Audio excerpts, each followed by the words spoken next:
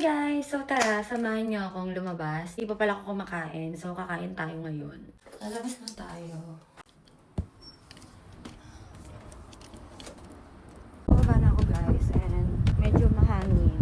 Di ba naman sobrang init dito guys? Like, lamig pa siya. Like, sakto lang. Like, hindi mainit, hindi sobrang lamig. Sakto lang. Ito yung pinakagusto kong weather dito sa Japan. Dito na ako ngayon sa 7-Eleven. So, kakainin ko lang muna is spam.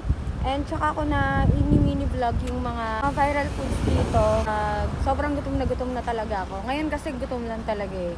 Para hindi rin naman masayang yung mga bibiling ko. Bili lang ako ng spam. Sana may spam dito. Wala akong nakikita ng spam. So, bibili na lang tayo nito. Spam din ata ito or ham. Hindi ko sure. Pero ito na lang ang bili ko. Bili din tayo netong yogurt.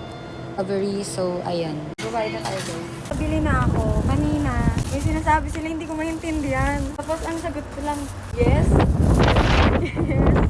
Ang bilis kasi nilang magsalita and hindi naman talaga ako marunong mag-Japanese. Makakauwi na ako. Kanina pala guys, nag-try pala ako na mag-withdraw. Kasi kala ko yung card ko hindi gumagana dito.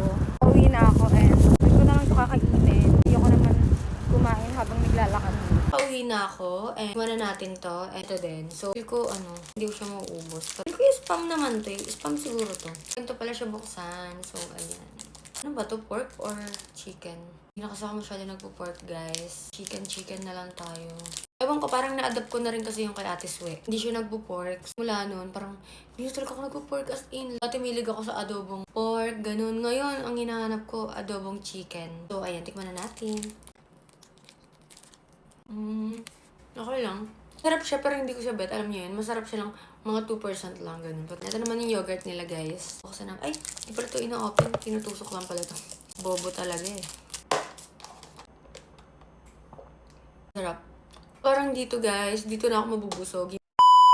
Hi guys! So, meron lang akong gustong i-share sa inyo. Ito nga pala yung Shea Beauty Combo na ginagamit ko guys. Ito yung deep bleaching cream nila. Ito naman yung soap. Ito ko munang ginagamit yung soap nila guys. Ang gagawin ko is babasahin ko lang siya. Hindi ko siya i-direct sa mukha ko. Ito yung ginagawa ko guys pag naghihilamos ako. Alam niyo ba guys na sobrang bango na itong soap na to. And nakakasoft din siya ng balat. Also, may exfoliating effect din siya. And after that, pag naghihilamos ako, hindi siya sobrang drying sa balat. After ko mag-soap, itong bleaching cream naman, i-apply ko sa face ko. And maglalagay na tayo sa aking face. Ito talaga yung pinaka-favorite ko sa combo. Dahil sobrang dali niya i-apply. Moisturizing siya sa skin. As you can see, sobrang dali niya lang talaga. Ay!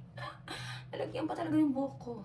Alam niyo ba guys, mas naging even looking yung skin ko. Dahil consistent talaga ako gumagamit neto. Pero ginagamit ko lang to 2 to 3 times a week. Hindi yung araw-araw. Bababad ko lang siya ng 5 to 10 minutes sa skin ko. Kung pinababad ko to sa face ko guys, ipapakita ko sa inyo yung progress ko. Ayan, eto nga pala yung progress ko guys. Pero syempre, iba-iba pa rin ang results. Depende pa rin sa skin type at consistency ng paggamit. Makatapos ko lang mag-wash ng face. Kung nahahawakan niyo ako ngayon, sobrang lambot ng skin ko. Ayan, kita niyo naman.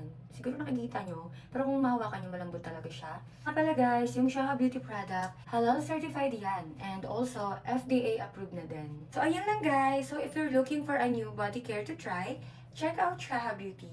Bye!